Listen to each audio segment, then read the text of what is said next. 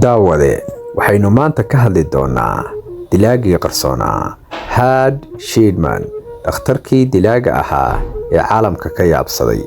Marka laga hadlayo dilaayaal taariikhda madow ku reebay dunida, waxaa meel sare kaga jira Had Sheedman, nin xirfad ahaan dhakhtar ahaa balse qalbigiisa ay ka buuxsantay rabitaanka dilka. Inkastoo uu lahaa xirfad sare oo caafimaad, wuxuu ka dambeeyay dhimasho in ka badan 200 oo qof, taasoo ka dhigaysa dilaagii shakhsiga ahaaneed ee ugu qatarsanaa taariikhda casriga ah.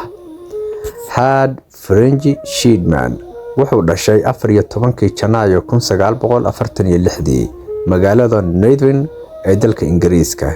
Intii uu yaraa waxaa lagu tilmaami jiray arday aqli badan, waxaana uu aad ugu fiicnaa waxbarashada. Wuxuu bartay caafimaadka jaamacadda Leeds University, wuxuuna noqday dhakhtar qalliin ah. Kadib markii uu shaqo ka bilaabay goobaha caafimaadka ee bulshada, gaar ahaan degmada Hyde ee General Manchester, Sheedman wuxuu si hoose u bilaabay inuu siiyo bukaanadiisa dawooyin dilaa ah, gaar ahaan dawada loo yaqaano Moonshine, taasoo sababi jirtay dhimasho degdeg ah.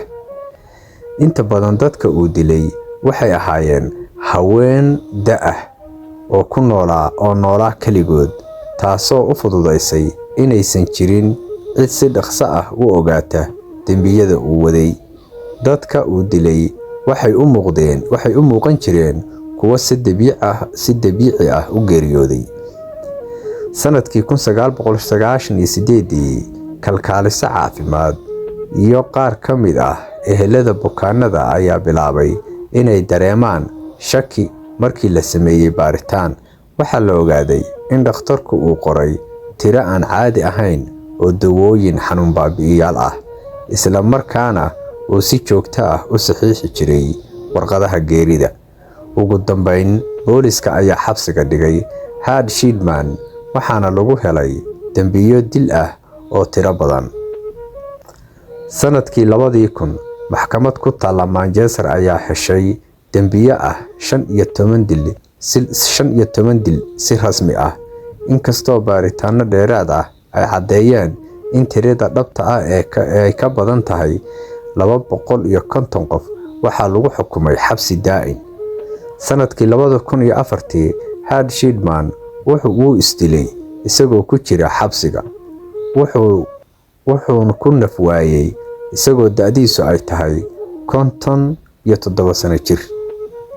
Had Sheedman wuxuu astaan u yahay sida qof leh kalsooni bulsho iyo xirfad sare oo uu noqon karo dhakhtar qarsoon. Dembiyadiisa waxay shaki geliyeen nidaamka caafimaadka ee Ingiriiska, waxayna horseedeen in la sameeyo isbeddello la xiriira sida geerida loo diiwaangeliyo iyo habraacyada dhaqaatiirta lala xisaabtamo.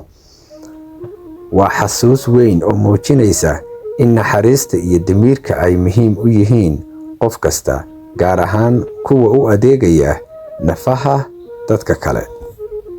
Waa ninkii ugu qatarta badnaa ee soo mara taariikhda. Bal adiguna fikirkaaga ka dhiibo. Maxay kula tahay? Maxayse kula muuqataa?